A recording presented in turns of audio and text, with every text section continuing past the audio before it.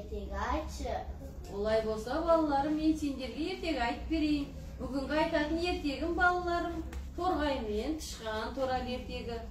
Ерте заманда торғай мен тышқан дос болыпты, балаларым. Сөйтіп екеуі көктемнің кезінде ойласып, біз егін егейік, қыстық асығымызды жинап алайық депті, балаларым.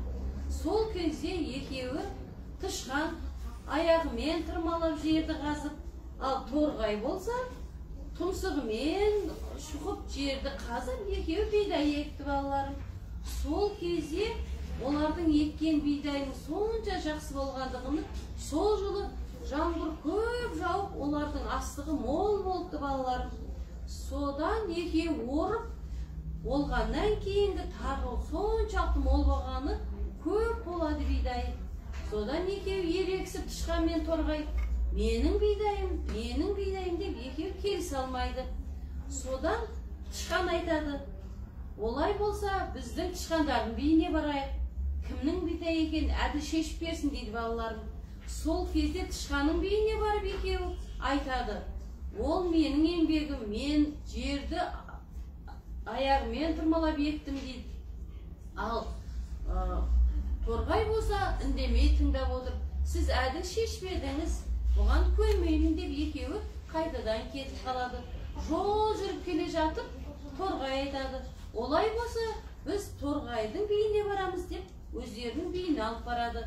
Сол кезде торғайдың би айтады, бұл торғайдың еңбегі көп, тұмсығымен шұқып жүріп жерді қазып, одан осыны қорып, биікте жүріп, ұшып жүріп, жаңа құмыс құмырсқадан қорғалап бидайды өсірген торғай дейді. Ал оны тыңдаған тышқан қапа болып, жоқ, сіз де тура шешпедіңіз деп, екеуі ұзақ жолда келе жатса, алдынан бір шал шығып қалады, мал жайып отырған.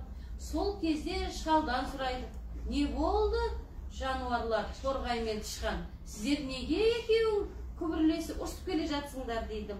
Сол кезде болған жағдай екеуі айтады, астығымыз мол болған соншалықты екеуміз тең бөлісе алмай жатырмыз дейді. Сол кезде шал айтады, сендер дос болсаңдар, ақылға жеңіңдер, сабырлы болыңдар, дос деген ондай бір-біріне ашушаң болмайды дейді. Сол кезде шал айтады, барлық астықты орыңдар дейді. Орып алып екеуі теңдей бөліп, одан кейін шалға екеуі келіп рахметін айтып, сіздің ақылыңыз дұрыс екен деп.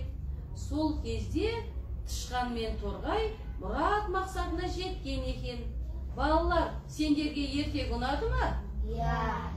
Олай болса, келесі кездескенше сау болыңыздар.